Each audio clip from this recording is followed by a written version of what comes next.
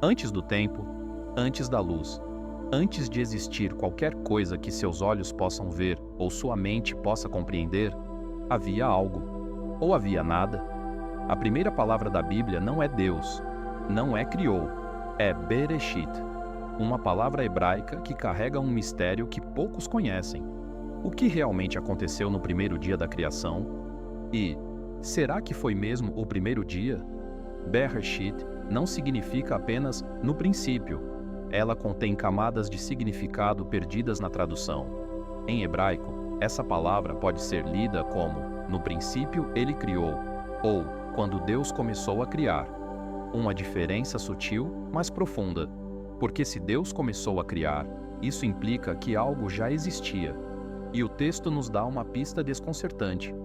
E a terra era tohu vabohu, caos e vazio, trevas sobre as águas profundas. Mas espere, se Deus ainda não havia criado a luz, de onde vinham essas águas? De onde vinha essa escuridão? O Gênesis nos coloca diante de um enigma. A criação não surgiu do nada absoluto, mas de um caos primordial já existente. E aqui está o primeiro segredo esquecido. O verbo usado não é yatsar, formar, moldar, mas bara, criar do que já existe, organizar, separar. Deus não conjurou a matéria, Ele a organizou, como um maestro que transforma ruído em sinfonia. Mas há algo ainda mais desconcertante nos textos sagrados, algo que os estudiosos sabem, mas que raramente é discutido fora das academias de teologia. Existem duas histórias da criação no Gênesis, e elas não combinam. No capítulo 1, Deus cria plantas, depois animais, depois homem e mulher simultaneamente, à sua imagem, tudo ordenado, estruturado em 6 dias precisos. Mas no capítulo 2, a ordem muda. Deus forma o homem primeiro do pó da terra, depois cria o jardim, depois os animais, para que Adão não ficasse só. E só então, de uma costela, Eva. 2 versões, 2 sequências, 2 visões de mundo. Estudiosos descobriram que esses textos foram escritos por tradições diferentes. O primeiro capítulo vem da fonte sacerdotal, formal, litúrgica, cósmica. O segundo vem da fonte ravista, íntima, terrena, humana. Não são contradições, são perspectivas. Como 2 pintores retratando a mesma paisagem.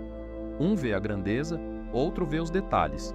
Mas a história fica ainda mais fascinante quando olhamos para além das fronteiras de Israel antigo, para a Babilônia, para a Suméria, para os mitos esquecidos da Mesopotâmia. Séculos antes do Gênesis ser escrito, os babilônios já contavam a história de Enuma Elish, o poema da criação. Nele, o deus Marduk derrota Tiamat, a deusa do caos primordial, das águas salgadas, e de seu corpo cria o céu e a terra. Escuridão sobre águas profundas, caos primordial.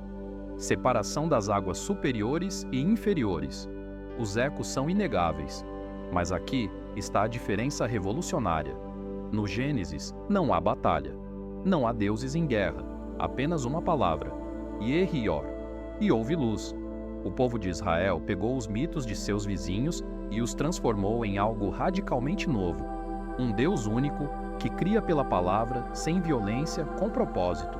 E então, chegamos ao detalhe mais extraordinário de toda a narrativa da criação. Um detalhe que passa despercebido pela maioria. Nos 6 primeiros dias, cada jornada termina com a mesma frase: houve tarde e manhã, dia tal. Mas quando chegamos ao 7º dia, o padrão se quebra, Deus descansa, abençoa o Shabat. Mas o texto nunca diz que houve tarde e manhã. O 7º dia não termina. Segundo os místicos judeus, isso não é um erro. É uma mensagem cifrada. Nós ainda estamos no 7º dia. A criação não terminou. Deus ainda descansa e nos convida a participar dessa pausa sagrada. A pausa que transforma trabalho em significado, ação em reflexão. Então, o que realmente aconteceu no dia em que Deus criou o mundo? Talvez a pergunta esteja errada. Talvez não tenha sido um dia. Talvez não tenha sido um evento. Mas um processo, um convite. uma sinfonia ainda sendo composta.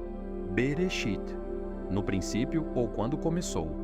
Deus não criou um mundo pronto, criou um mundo acontecendo e nos deu o maior presente de todos, a capacidade de continuar essa criação, a cada novo dia, a cada nova escolha, a cada vez que transformamos caos em ordem, escuridão em luz. O verdadeiro princípio segundo o Gênesis não está no passado, está agora.